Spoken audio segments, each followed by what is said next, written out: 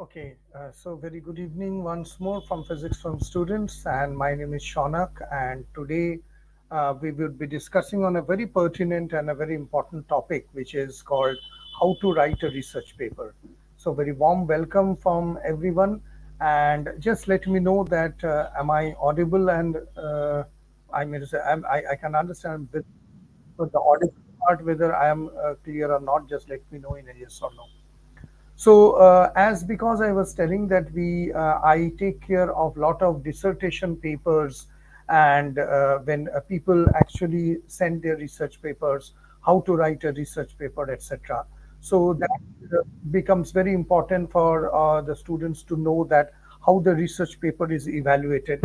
Most importantly, what are the criteria that the defense committee looks into in order to see that whether research paper is okay or not. So, and I find that people are finding it difficult in order to defend the research paper. I mean to say, when you are presenting the research in the classroom, in the board committee, in case of international candidates who are coming from China, etc. So they do the evaluation online. So this becomes difficult. So today's objective would be that because it is a very detailed topic, I won't be able to clear up everything, but yes, I would like to talk on the most important factors of a research paper, how to do that, and what are the criteria on which the research paper is being evaluated. So it will be a little bit detailed live today because there are a lot of topics which needs to be covered, but I will try to make it as early as possible, and I will always welcome you to put up in comment box that how things are going or whether you're able to understand or not. So first of all, we need to understand that what is a research paper. Now, let me give you an example that as I was telling, yeah, Prakash, very good evening. Nowadays, there are a lot of young people. I know why they are feeling enthusiastic because they see the blogs, they watch a lot of videos, and after that, they feel that, okay, so why don't I write a research paper? So they immediately write it and they think that this is a research paper to be done. But that is actually not. A research paper actually comprises definition is very crucial. So here you can see that a research paper is basically a detailed document that presents the results of the original research conducted by an author or a group of authors. And it is the aim of the research paper is to contribute new information, insights, or understanding to a specific field of study. Now, what is important in this definition is to understand that it is a very detailed document. Number two, it is a result of original research. And this paper aims to contribute new information, insights, and understand to a specific field of study. Now, what I'm trying to tell out of this today's live is that whenever you get a thought and you think that it can be formulated in a research paper, that is not. You cannot just make any thought into a research paper. That is the basic misunderstanding that people have. So there are very specific criteria and parameters, and people like me or those who are doctorate in physics or mathematics, when they sit and they try to evaluate you, that okay, so for example, Prakash and others who have sent a research paper to me, the first thing is that as a defense committee member or those who are peer reviewers, we look into certain criteria which needs to be present. If those criteria are not present, we cannot call it a research paper. We have to discard. It can be a scientific article, it can be a conference paper, it can be a blog or anything, but it is not a research paper. So my kind advice to you, those who are watching today's live, is that please understand that any thought, anything cannot be a research paper. So there are certain criteria and we will come to that. But before that, I need to tell you what is the structure of a research paper. That means how a research paper is generally constructed. Remember, all of them might not be present because in case of a mathematical research paper, economics research paper, I would say physics literature, management studies research paper, something might change. All of them not necessarily have to be there. So first thing is that there has to be a title, definitely. There are actually 1, 2, 3, 4, 5. You can see there are total 10 parts. Abstract, there has to be an abstract. There should be an introduction. There has to be a methodology, and you need to tell about the methodology. What are the results? Then you do a discussion, and then you finally find a conclusion. But after conclusion comes the most important thing. That is, how do you write the acknowledgement, references, and figures and tables? Hello, sir. Can you please share which journals or papers website to seek? Yeah, definitely. First journals to seek is this one, arxiv.org. This is world's best, and you can just go and search out and see how a research paper. You won't be able to understand because these are, this is world's best repository. So it will contain everything, starting from economics to biology to medicine to physics, mathematics, whatnot, but it will give you a lot of research papers. You can look into it. And if I think your name is Jot, if you're asking that what are the websites where you can see, there are many websites, but my objective is not to give you a website but to give you a clarity. So 1, 2, 3, 4, 5, discussion and conclusion. The most important thing starts with acknowledgement, references, figures and tables. The first thing which comes is the title. Okay, so the title is has to be concise, that means very short, and it should highlight on the main topic or finding of the research. Now remember, these are learnings, so if you want to take a note or if you want to later watch this YouTube live, you are welcome, but these are very important. Any one topic or any one part you skip, you are in a mess. It won't be considered for peer review. I do a lot of peer reviews. I sit in the defense committee. I evaluate research papers every day at my home, at my college. So I know exactly what are the things that should be taken care of. So it should be very specific but informative and reflect the idea of the study. And most important, it should avoid using abbreviations or jargons. I mean to say anything which tell is as abbreviated. I will show you an example. Okay.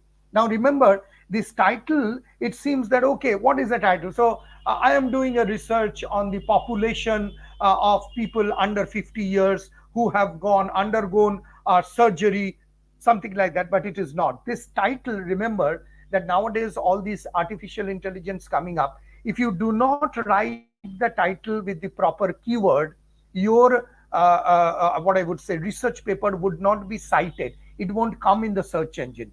So that is very important. Now see those titles.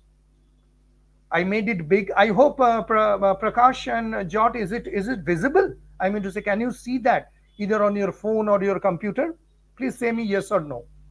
So ultra low noise laser and optical frequency comb based timing system for the Black Hole Explorer mission. See, the thing is that the title is very big. Why? Okay, thank you. Why it is big? Because it will become clear. And you see BHEX, that is the abbreviated form. They are not using an abbreviation. I have taken this from a black hole research from archive.org. Okay.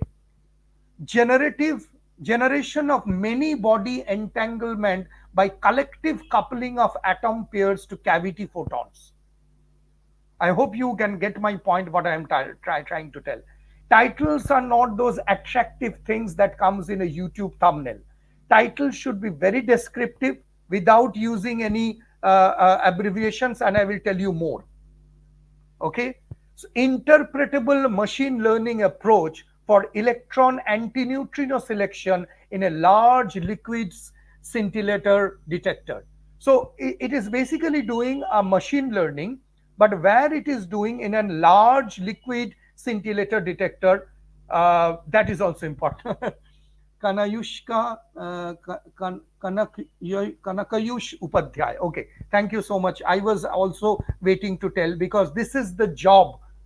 To be very honest, I am paid for that. My salary, my everything comes from this, evaluating and doing a peer research paper, and that is why I. But that video was not anyway. People will watch it later, maybe. So that is what. This is how our title is given. Now you see what are the important things that should be. It should have a clarity. It should.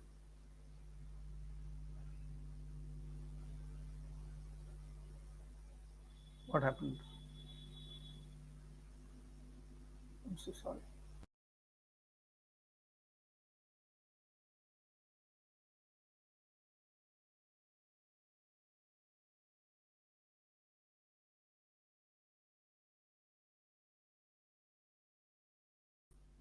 I'm so sorry. Just a second. I think there's something wrong went. Okay. Am I audible now? Okay. So it should have a clarity. Clarity means it should be very clear. So all those titles you can see, they are very clear. It should be very specific. That means it should have a kind of a specific idea that what it is reflecting. Okay. It should be brevity. That means it should be clear and concise. There should be keywords, and there should be what you call is the events and format and style, and it should have a balance. I will give you some examples. So these are the words: clarity, specificity, keywords, relevance, etc. Let me show you a few examples. Things will become very clear. Okay, so here you see another example: impact of climate change on coastal ecosystems, a longitudinal study of species adaptation over 2 decades. Okay, those who know what is longitudinal study, I don't want to, I mean to say, tell it what is not. This is actually a type of methodology that we follow. So longitudinal study actually involves, I would say, repeated observation of measurements of the same variables over an extended period. I know it is technical. I am saying it so easily because I do longitudinal evaluation for my students. So it includes cohort studies. Anyway, we can ignore that for the time being. So those who know longitudinal study, you can understand that. So this type of study allows to researchers to track changes and developments over time, which provide insights into how certain factors or variables evolve. Anyway, so here you see the example tells that clarity. What is the clarity? Clearly states the focus is on climate change. Specificity, longitudinal study. Brevity, it does not contain any extra information on unnecessary words. Keywords, coastal ecosystem, longitudinal study, specific adaptation. How do you search keywords? I will tell you later, because again it involves a process. So overall, your title should be something like this. It should be long, it should be clear, it should avoid any unnecessary words, it should avoid abbreviations also. Okay, so this is how we do. So more to tell about title, I will come to that later because there are more things to tell in today's live. Okay, then comes what is called the abstract. Now abstract is not what abstract algebra it is all about. It is basically a kind of a summary of the entire paper, and this is, I can tell you, the most important thing, or I would say difficult thing, is to select the title, and the next important thing is to select and write an abstract. I can tell you, last Friday or Saturday, there were 2 girls who logged in from Hong Kong to present a research paper, and their abstract was horrible. I will tell you, the abstract was horrible. Why? Because they thought that they can just write whatever the entire research was about. But abstract is not that. You have to spend time to write a proper abstract. Okay, you have to try once, twice, etc. So abstract is the second most important and I would say critical thing. It can be 150. I won't say go to 200 words. Try to make it 100 to 50 words, and it would includes the most important key points, and it must be clear and which will quickly allow the reader to understand. So when I read the abstract of your thesis or your research paper, I can understand what it is. What are you willing to tell? And also it is not a summary, and also it cannot be elaborated. So you understand that is why it is called abstract. Neither it is a summary, nor it is an introduction, nor it is too long, but it is something which I can quickly understand what it is all about. You can tell abstract is something, say for example, you are purchasing a book, you flip the book, on the back side you read what the book is all about. Yes, Prabhat. Yeah, I was just talking about Prabhat only, that he is willing to write, so how to know about those things, right? Okay. So let me show you an example of the abstract. In this effort, we demonstrate ... the performance of a highly stable time reference for the proposed black hole explorer mission. Now you see the first line tells you, in this effort, we demonstrate the performance. That means The abstract is telling that this research paper is trying to demonstrate a highly stable this, a space-based extension of the Event Horizon Telescope, so and so. This precision, timing, and so and so. And you can see these are the keywords. Optical frequency comb, low noise laser, optical frequency division, and so on. Sir, sometimes teacher asks for abstract even writing anything. How can we write abstract before our research or report? You listen to this because this is a very serious discussion we are having. You cannot write an abstract before that. Once you complete the entire research paper, then only the abstract comes in, because it is a extract, a kind of a thing. So this is how the abstract look like. So what are you trying to demonstrate? Let me show you more example. Super thin galaxies are observed to have stellar disk with extremely this. In this work, you see, if you can zoom this one, it tells, in this work, we investigate the formation of super thin galaxies in this. We trace the merger history of this.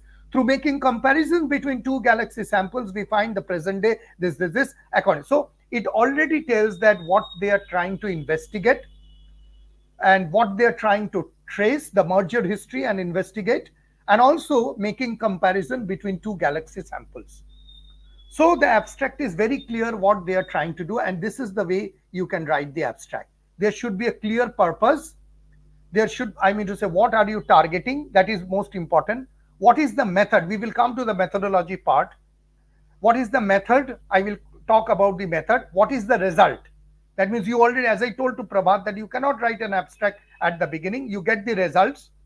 Also the conclusion and the future directions. We will come to the future direction, which is very important, because every research paper has to give a limitation, and it should also have some kind of a future scope so that anybody can take up your research and elaborate it. Okay. It's personal thing they mean. I think they mean about your research proposal or proposed topic. No. Allah Noor, research proposal is something different. You're approaching a university for a research proposal. No. Abstract is something totally different. I think you are confusing.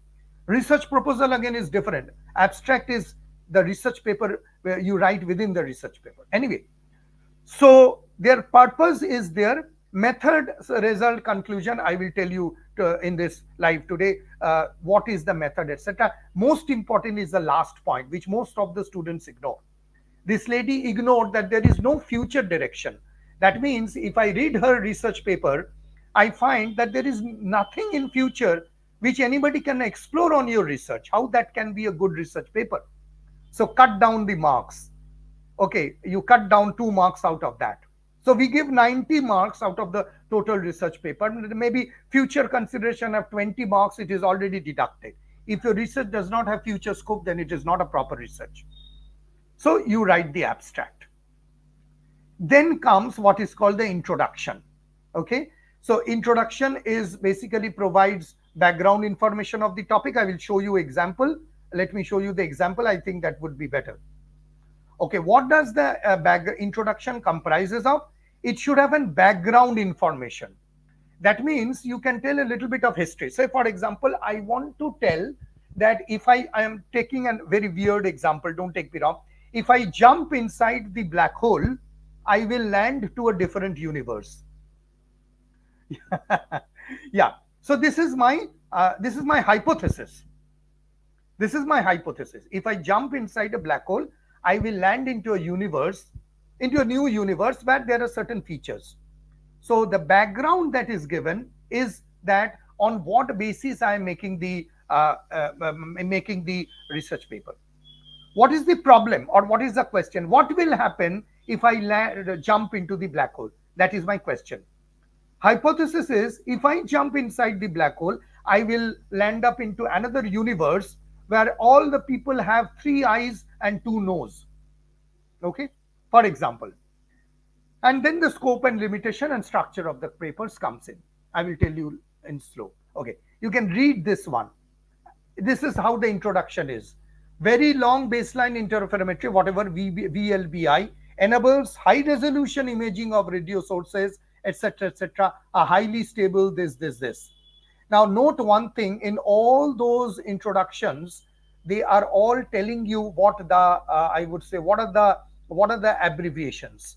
That is very important. This is I have highlighted in red. In this effort, we demonstrate the performance of one option for the time preference of VHAX mission. What is the effort or what they are trying to demonstrate? The use of this. That means introduction and abstract. You see, there is a difference. Abstract is actually taking everything of the research paper, but introduction is not that. Introduction is trying to tell that what is coming up, what is the question, and what I am trying to address in the research paper. All clear till now? Okay. I know there will be questions. I am in America and our professors just take to get paid. They don't care. Just take to means what they do. I don't understand that English. I mean, say they don't teach you, or you're just to teach to get paid. They don't care. I can't understand. If you can write it a little bit more, I will be happy. Yuck, yikes on a bike. I would be happy if you tell me your name. Okay. So the introduction part is done. Okay. Now we come to the research methodology, and please do pay attention because it's not going to be easy. Now, there are different methods on which a research is being performed. Okay. So the important factors is that your research methodology, introduction is like motivation. Right, Prakash. You can tell it is a kind of a motivation. It's a kind of a motivation. Yes, you are almost right, right? Okay. So here in research methodology, you should give a very detailed method. What is the method? I will tell you what do we mean by method. But most important is that it allows replication of the study by other researchers. Now, one day I was in my college or someone South Africa asked me that, sir, if my research can be replicated, then why I am putting 3 years or 5 years in my thesis paper to write a research? This is a misconception. Replication does not mean a copy. Okay, there is a very fine difference. Replication is not copy. Replication means that I can use that paper further to grow. I am replicating means that does not copy. So research methodology should include that it can be replicated. That means the future scope is more. So include I will give you an example. Let me show you because these definitions really don't make a sense. Okay, here you see. This study was conducted in 3 coastal regions. Region A, for example, temperate zone. Region B, subtropical zone. Region C, tropical zone. Each region was selected based on its unique climatic condition. This. Coral reefs, estuaries, sampling occurred annually from 2000 to 2020. Now see how specific it is. Now I am collecting the sample of COVID infection around a locality for 5,000 people or so. So am I going door to door? Am I talking to those people? How I am collecting the report? Which year it is being collected? And which temperature it is being collected? What is the method of inquiry? Am I asking questions? All these are what is called methods of doing the research. It can be a primary field work where you go, visit, talk to people, write down. It can be a secondary research which you can do over internet or somebody else's study. Are you getting my point? I mean to say, you can please respond yes or no. So research methodology includes what is called where are you going, which temperature you are, say this is the coastal region, so what temperature you are taking. Okay, what is the sampling sites, where are you going? I am going to mangroves, coral reefs, estuaries. Okay, and what is the time, what is the year? 2000 to 2020. That means for 20 years I am taking a sampling. Are you clear? Okay, so here comes the most important point. Are you doing a field survey, population survey? Remote sensing means you are collecting data from satellite. You are doing a statistical analysis, genetic diversity, or population dynamics. What are you doing? So I will show you a real life example of methodology. Here it is. Our analysis is based on galaxy observations carried out as a part of the spectroscopic component of the SDSS. In particular, we focus on the accurate measure of the galaxy. This is now what it is telling. See that their analysis is on the method of what spectroscopic component of the SDD. That means they are actually depending on the spectroscopy part, and this is how actually the method is collected. Here you can see the different luminosity bins, 0.7 MPC to 42.3 H minus 1 MPC, all those things. So what is the method on which your research is dependent? These are the very few important factors. You are going through telescopic survey, you are collecting data from telescope, you are going to field, you are going for statistical analysis. What? Now I will tell you, if you mention those methods, for example, Prakash has mentioned or Al-Nur has mentioned, then for me it becomes easy. Why it becomes easy? Because I can say, okay, Al-Nur has done this type of a method. Then there is a gap in this method. Al-Nur has not taken the temperature of that particular region, and in my future scope or my future research, I am expanding on Al-Nur's research, and I'm going to talk and take the missing gap, that is what is called the temperature of that region, and I'm going to expand on that. Now you see why it is important to have a methodology. Okay, so research on methodology. So once the methodology is done, then you get what are called the results. Results, you can put it in graphs or figures or anything that you want. So the results are important because results are present. Yeah, important factors. This is already taught. Now let me show you how the results look like. This is how the results look like. Change in species abundant over 20 years. Okay, then you get region A, region B, region C, population dynamics, so and so. Here also you can see the result. Results presented above show that the positrons which are produced during the acceleration of protons, this. Ultimately, what is your outcome? That is what is called the result. Clear? Now we come to the next part, which is called the discussion. In the discussion part, you actually discuss a lot of things.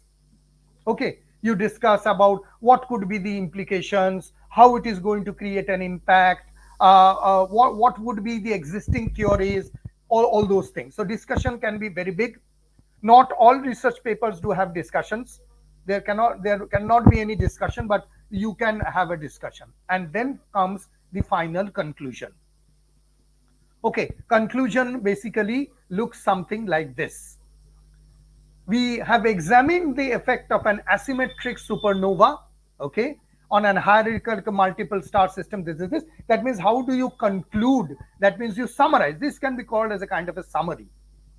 Here you see another conclusion, concluding remarks. We have examined orientation of spin axis of galaxies, etc. So you can understand conclusion is fairly clear. Then you can provide acknowledgements. For example, we would like to acknowledge these university professors, etc. Not the links. Okay, links are different. Here are the three important factors, which is at the end, and I will just tell you of the reference appendices and figures and tables. I will take care of another day, but this is very important. References are actually coming in three specific formats. You cannot just give the links and tell this is the reference. No, again, 20 marks discarded. So you need to you have to first tell in the introduction that which method you are following. Is it the APA? Is it the MPA? MLA or the Chicago format? So most of the research papers, they follow the American format, that is the APA format. And this is how you do that. Okay. First you give the book name, then you give the journal article, then you give the website. Clear? So book name, say for example, author Smith J.A. within bracket the year, and then Smith L.M. and Brown K.R. Then the name of the journal, Adaptive Responses of Marine Species, etc. and then the website. So this is how you actually state about what is called the references.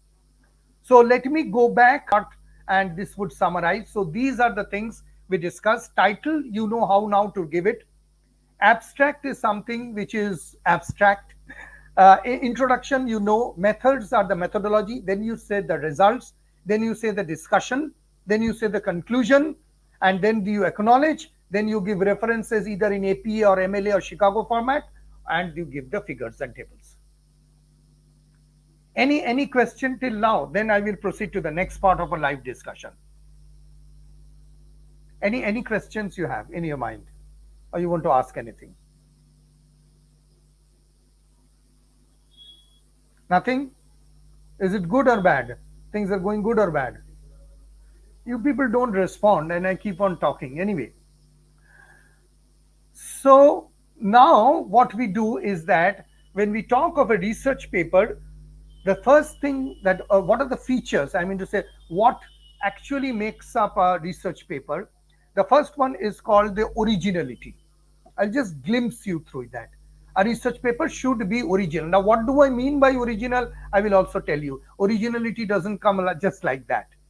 It should have a structured format. We already have seen that format: title, abstract, this. Then it should have a detailed methodology. We have followed this. Now the question is that why do we need a methodology? And this is very important. And most of the students, they fail that in the research paper you are not writing properly what is the methodology.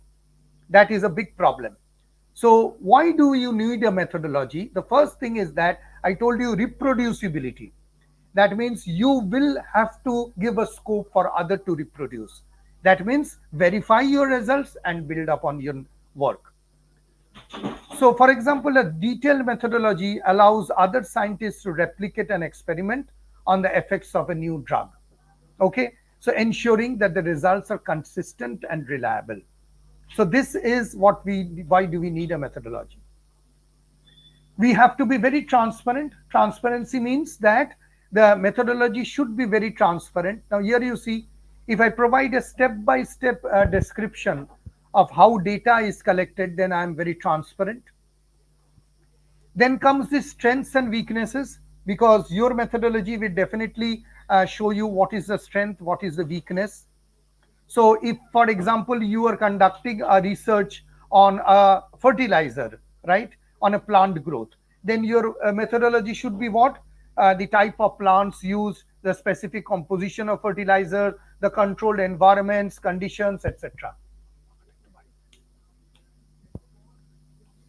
Okay, so this is why it is called the transparency. So consistency, you have got it. Okay, a methodology used for assessing soil health can be consistently used across different cultures. That means if I am making a kind of a if I am making a study on soil health, then you would be able to use that in order to use that part across different agriculture regions. Just hold on for a second.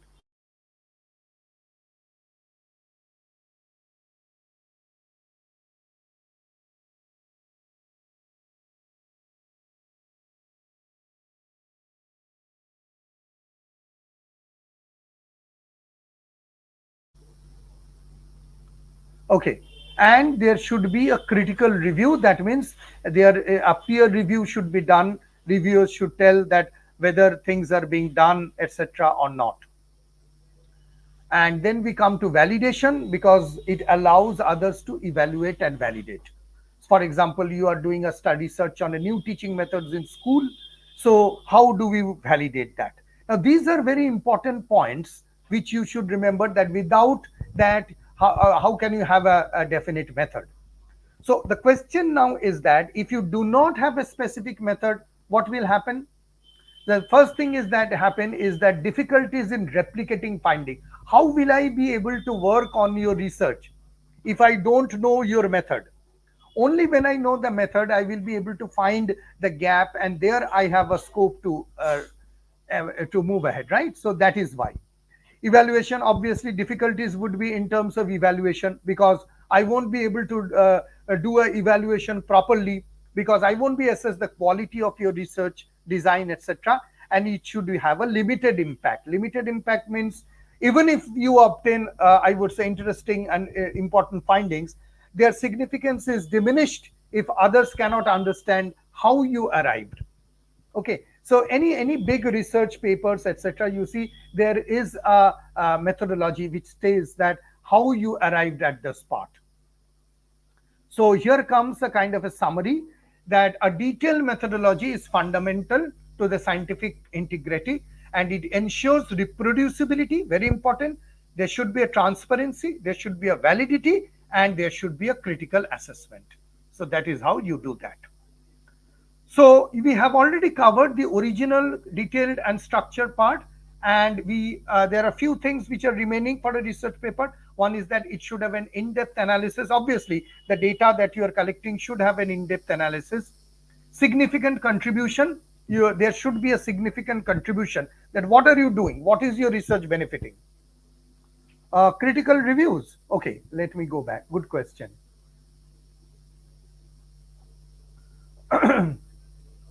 Critical reviews means that if you are making a proper research paper, then you should consult it with your seniors, that whether your research paper is up to the mark, it is going on the right direction.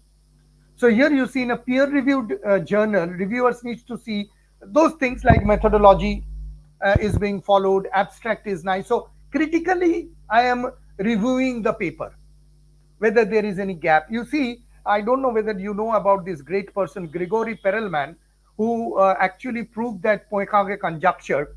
It took 7 years for all the peer reviewers to actually review his paper and say that he has won the Millennium Prize and the Fields Medal. So 7 years. Why? Because Perelman used a advanced technology called Ricci surgery in topology, which is not known and people really cannot understand what is going on. So similarly, for Andrew Wiles, who proved the Fermat's last theorem, it took many years, maybe 1 year, 2 years, 3 years it takes finally to give a yes to the research paper. And that is the most, I would say, exciting moment for a candidate, because your heart is beating that whether it will be yes or no, yes or no. So critical peer review is the final phase when it comes down, and then there is a validation. Okay, Prakash, I hope I can answer your question. Okay, so these are the things which should be present, right? So I will give you a quick review. So yeah, so originality, number one, first part, it has to be original. I will tell you what do I mean by originality. Then comes the methodology. Then comes whether your research is contributing. Then, after originality would be the methodology, then the format, then comes the contribution, then comes an in-depth analysis and the peer review. This is just an overall. I'm going to say that is what we can say of a research paper if it is a research paper. Now, here comes the most important part of our discussion. So you can have ideas about Einstein field equation, black holes, thermodynamics, chemical formula, new drug formulation, anything. You have a thought in your mind and you should ask your question, can I write a research paper? Any thought that is coming into your mind, can that be a research paper? The answer is a big no. Okay. So why it is a big no? Because this is the question. What qualifies a paper as a research paper? That means it is good that we are thinking, but that thinking can be a scientific report. It can be anything. But in order to become a research paper, just like you go to a doctor and doctor asks you that you have got a fever, you have got a headache, so he notes down and then gives you a medicine. Sir, if a theory is done, if a theory research is done, does it need to be proven before publishing? No. Proof is already there. Publishing will just be done after the peer review is done. Proven means what? You have already proved a theorem, right? A jot. You have already proved it and your peer has already told that yes, it is proven. Proven means you might be thinking that proof is separate and research is separate. No. In the research paper, you itself have proved it. You have a hypothesis, you have an observation, whether it is experimental or non-experimental, and you have finally proved it. So if you have now proved it, whether it is yes or no, that is how proven in terms of experiments. It can be in terms of experiments. So then these experiments are verified by the peer people, the experts. and they say that okay, your paper, your experiments or results are proven. Now it might happen even after publishing, many years later somebody might find a fault, but that is not a fault. That is what we call building on. That is called replicability. Are you understanding my point? So if today Einstein general theory have got a limitation, that means it is not wrong. But we are replicating, we are finding a gap in the methodology, we are finding a gap in the study, and we are expanding on that. So I made a video when I was in a vacation on the seaside that how can you call a theory to be right or wrong? You just cannot tell it like that. Einstein was right, Newton was wrong, Einstein was wrong, so and so. No, everybody is right.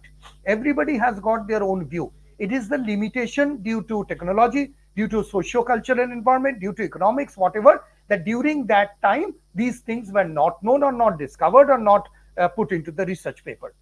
But that does not make a theory wrong. Come on. I mean to say, how it can be. So people write, in Facebook, etc. Einstein was right, Newton was wrong. No, everybody is right. It's a limitation which is found, and the further scope of research has given us to grow. I hope, Jot, I can make a point clear. So this is the last and the very important thing of our discussion. What qualifies a paper as a research paper? So how will you know? These are the questions. That means symptoms for a doctor to give you the medicine. Okay, so how will you know whether the thought that have your mind qualifies as a research paper? So what are the things? There are very simple questions. Number one, has this research been done before? This is the question you have to ask yourself.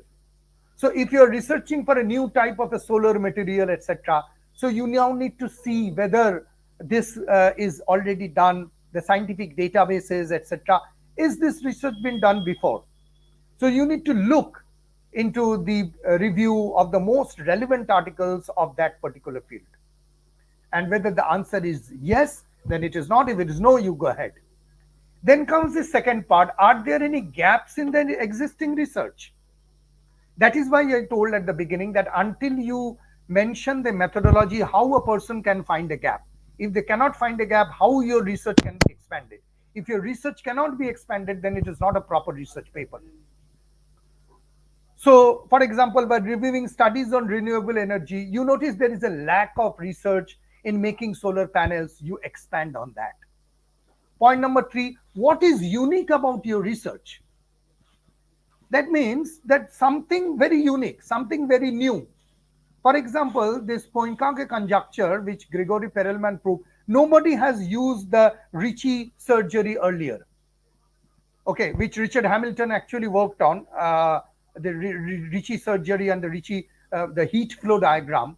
Nobody has used it. It was there, but it was not used. So that is how, even Einstein's paper on special relativity, etc. So what is that previously was not done? And that is what, so you study on semiconductors and use new experimental setup that can be achieve pressures than previously possible. So that is unique. You achieve something which was not there. How does your research contribute to the field? Very important. So it may be you have designed a new theory, unresolved problems in number theory, right? Your research introduces a new type of algorithm which works in a better network performance during high network time. So it can be anything, but very important point number 4 is how does your research contribute to the field? Next is that can your findings be replicated or verified? As I told you, that until and unless there is a scope for your research, it is not considered to be a good research. Maybe the peers can accept it. Maybe you get your PhD or your doctorate degree, but that won't be considered as a good research until it can be replicated. So that also you have to think. Now here it is that replications, there is a confusion. As I told you, somebody thought that replication means copying. No, it refers to whether a study's findings can be reproduced, and this actually builds a trust. And also remember that not all original research is easily replicated. Okay, so that is important. Next thing is that have you formulated a new hypothesis or theory? Now this is important. What I told you, if I land into a black hole, then I will go inside a black hole and will get out in a new universe. So that can be a hypothesis. So you see that if you frame a new hypothesis, then it is also good for the research because that hypothesis can be carried forward. So here you see gravitational waves exhibit a polarization pattern that varies predictably based on the mass and spin orientation of merging black holes. So we know that when the black holes they merge, theoretically, they will produce enormous amount of energy resulting into gravitational waves. So in order to have a good hypothesis, what will I do? I will check the experimental design. I will collect the data, maybe from observations, astronomical observations, whatever experimental design. Then I will analyze the data. I will collect the data and I will analyze data. And if the analysis support the hypothesis, the gravitational waves exhibit predictable. For example, Einstein made a hypothesis that if the mass is heavy, then the light coming through a particular source will bend and it will not go straight, but it will create a geodesic or a curvature. Now that was a hypothesis. Then it was experimented and elaborated in his general relativity research paper. After that, it was published in 1915, remember. 4 years later, on 29th of May 1919, Arthur Eddington experimentally proved through that solar eclipse in South Africa that yes, the starlight is deflecting. But the hypothesis, the experimentation, the mathematical result, the methodology was done much earlier. So this is how you basically do a hypothesis, and then the experiments, they prove it. Now, if it is an experimental research, it will be proved immediately. If a theoretical research, it will take time. For example, Roger Penrose, Andrea Ghez. You remember that Nobel Prize in Physics for Roger Penrose, Andrea Ghez, and another person I forgot. That is, supermassive black holes exist in the center of every galaxy.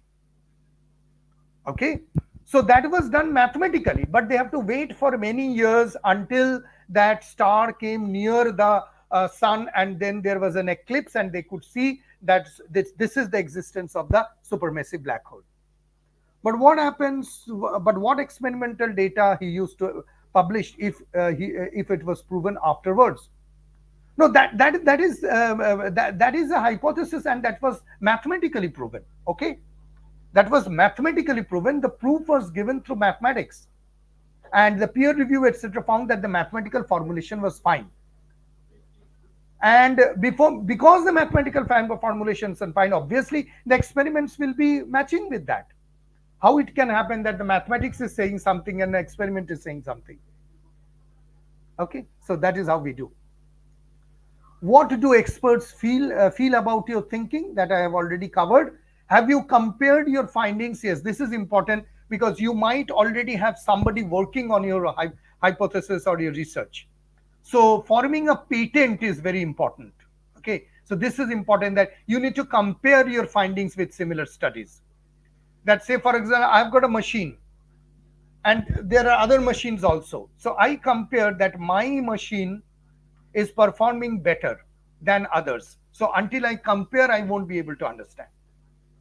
Okay. Have you documented your methodology? Yes, it is important. It ensures clarity and reproducibility. Does your research relies on credible sources? Yes, my goodness.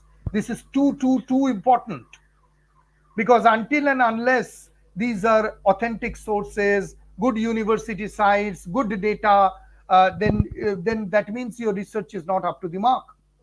And finally, have you conducted a patent search to ensure your findings has not been patented early? Yes, this is important because if somebody has already patented, then that cannot be your research. So here are a quick review: 1, 2, 3, 4, 5, 6. Now, out of this, number 3 is important. What is unique in your research? That means this is mandatory because, as I told you, all research cannot have all those. How does your research contribute to the field? That is also important. Have you formulated a new hypothesis or theory? That is also important. So 3, 4, 6, and 8, 9, and 10. Have you compared? Have you documented? And does your research rely on credible sources? Right? So these things are very, very important. So I will come to the last slide, and this is the one that make sure that the research papers offer a novel contribution, a good contribution. The field is methodologically sound, transparent, and credible. And most importantly, remember one thing, that whenever you have a thought in your mind, it is not that it has to be a research paper. It can be a scientific article, it can be a scientific report, it can be a case study, it can be a review article, it can be a conference paper. Each of them are very good. There is no problem in doing those things. But in order to have a research paper, you need to have a proper documentation on all those things which I have told you. So that brings to the end of today's discussion, that in order to do a proper research, what are the things that you need to keep in mind. Now, this is just a short live session, but now how to write abstract, what are the lines, what are the keywords, how to write an introduction, how to categorize a methodology, that will take a long time. I think I can make at least 25 to 30 videos just to make you understand how a good research paper should be. And then comes the presentation part. That means how do you defend? That means presentation, talking. If they ask you question, how do you answer? If you don't know an answer, how do you answer it? Okay. So anyway, thank you very much. I think you don't have any questions. So thank you very much for being live and listening to me for almost 51 plus minutes. So if you have any question, do let me on the comment box. I will answer. And I don't have any plans immediately for a YouTube live tomorrow, but yes, I will be coming live and talking more about different topics of physics and mathematics. I hope it helps you. Thank you very much and take care. Goodbye.